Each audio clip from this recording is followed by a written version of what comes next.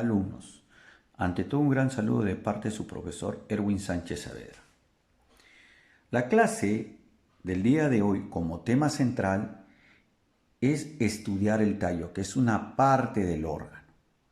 ¿Ya? La palabra tallo proviene del griego augis. Ahora bien, ¿cómo se origina el tallo o dónde se origina el tallo? Se puede originar en el epicótilo, gémula o plúmula del embrión que está contenido en la semilla. Recuérdenlo bien. El tallo va a tener 5 funciones.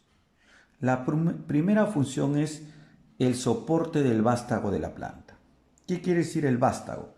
Es la zona aérea de la planta, donde va a contener tallos, ramas, hojas, flores y frutos. O sea, es la zona que está por encima de la superficie terrestre.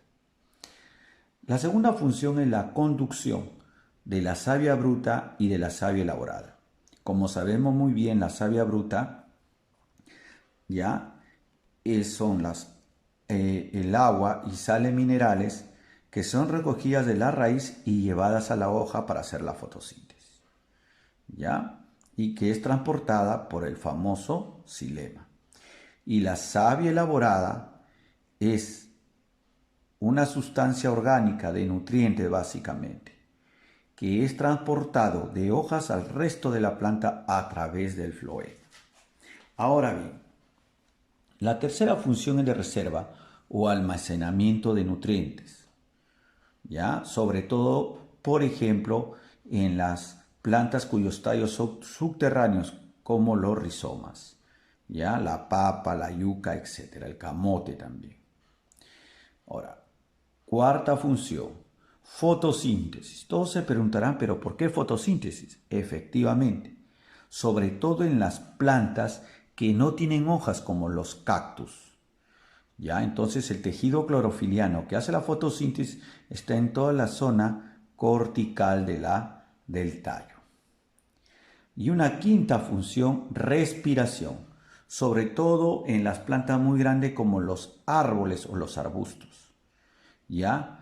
Que van a realizar la respiración a través de las lenticelas. ¿Qué son lenticelas? Son pequeñas aperturas que se encuentran en los tallos, ¿ya? Haciendo la respiración y ayudando así a las hojas. Ahora bien, vamos a hablar las capas histológicas, que quiere decir los tejidos que componen un tallo. Como pueden apreciar acá está la figura de un tallo desarrollado, maduro, adulto, donde va a tener ya dos zonas. El cilindro central, que es la parte interna, y la parte periférica llamada corteza. La corteza en las monocotiledonas no la presenta. Ahora bien, en la parte profunda llamada cilindro central, va a contener en la parte más profunda la médula, que está formada por células poliédricas y almacenan nutrientes. Esta capa de células es el cámbion vascular, que va a originar a los tejidos adultos, como el xilema, ya que está constituido por células muertas, y va a transportar la savia bruta, de raíz a hojas. También el cámbion vascular va a producir el floema, que está hecho por células vivas y que va a transportar la savia elaborada de hojas al resto de la planta. Ahora, la corteza va a estar conformada básicamente también la peridermis, recuerde. Pero hay una cosa importante. Hay un tejido que va a originar todos los tejidos que se encuentran en la corteza. Y es un tejido merestemático secundario llamado cámbion suberoso o felógeno. Y este tejido va a originar al felodermis y al suber. ¿Ven? Miren, al felodermis y al suber. Al suber hacia la parte externa y al felodermis hacia la parte interna del cámbion vascular. Pero a la vez el felodermis, que está aquí presente, va a originar dos tejidos, el colénquima y el parénquima. El parénquima hacia la parte más interna y el colénquima hacia la parte externa.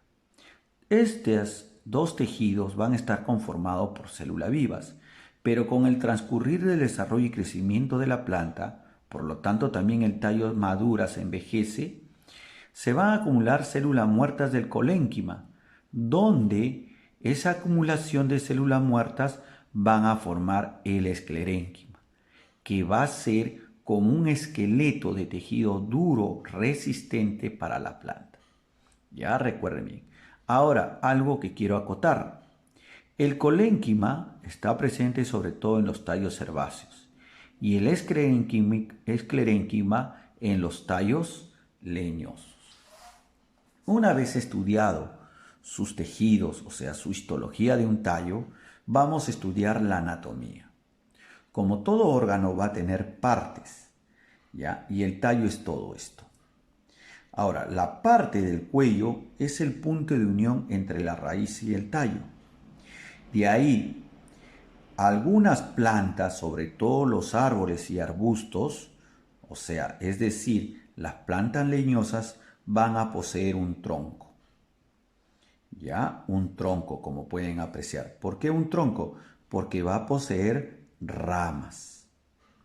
¿Ya? Cuando una planta no tiene un tallo ramificado, no posee tronco, sino simplemente posee un tallo único, como por ejemplo la planta del maíz.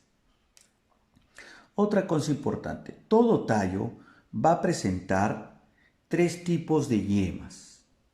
La parte más alta del tallo va a tener una yema terminal, llamada también apical, ¿ya? Que va a permitir el crecimiento longitudinal del tallo, o sea, hacia arriba en dirección hacia la luz, ejerciendo un movimiento llamado fototropismo. Recuerden, ¿ya? Fototropismo. Va a contener escamas que impiden la deshidratación porque está en dirección hacia la luz. Luego van a presentar yemas laterales, o también llamadas axilares, que van a originar las ramas. Recuerden bien. También el tallo va a presentar yemas foliares, como ven en este esquema, que van a originar las hojas. Ahora bien, va a haber una zona donde se llama nudo, que va a ser el que va a originar a las yemas respectivas. Y el tallo a la vez se divide en segmentos, que está comprendido entre la distancia de un nudo con otro nudo, como pueden ver. Y ese segmento se llama entrenudo. Una vez estudiado el origen, sus funciones, su histología y su anatomía, vamos a estudiar la clasificación de los tallos. Como pueden apreciar en la figura que les estoy mostrando, hay dos tipos de tallos según dónde se ubiquen en la superficie terrestre. Por ejemplo, hay tallos aéreos, ya como pueden apreciar acá, ya que van a formar parte del vástago.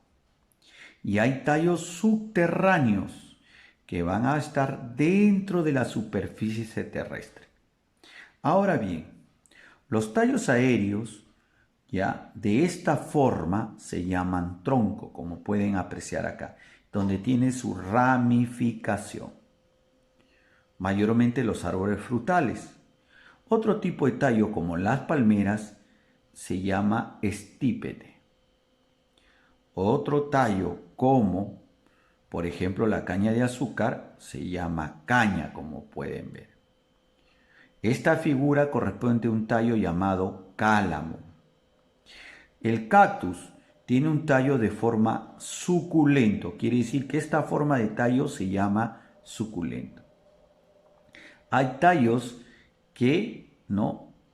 llamados rastreros, como en esta ocasión de esta figura.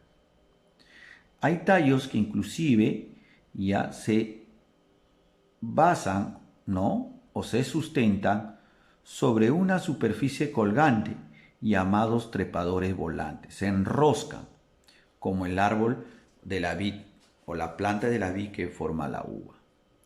Hay plantas cuyo tallo también es trepador, pero que va a tener una especie de ganchos que le sirve como zarcillo, para poderse así trepar en las paredes o en otros árboles. Ahora, los tallos subterráneos, como pueden apreciar, están por debajo de la superficie terrestre. Hay tallos llamados rizomas, como pueden apreciar acá, un ejemplo es la yuca, cuyo tallo es subterráneo y tiene un crecimiento horizontal, ¿ya? Alargado. Hay otros tallos llamados tubérculos, como la famosa papa, un ejemplo de un tallo tubérculo. Recuerden bien, ¿ya? Y hay otro tallo como la cebolla, llamado bulbo. Recuérdenlo bien también, por favor. Eso es todo lo que respecta al órgano del tallo vegetal. Espero que haya sido de su comprensión de esta clase y muchas gracias por su atención.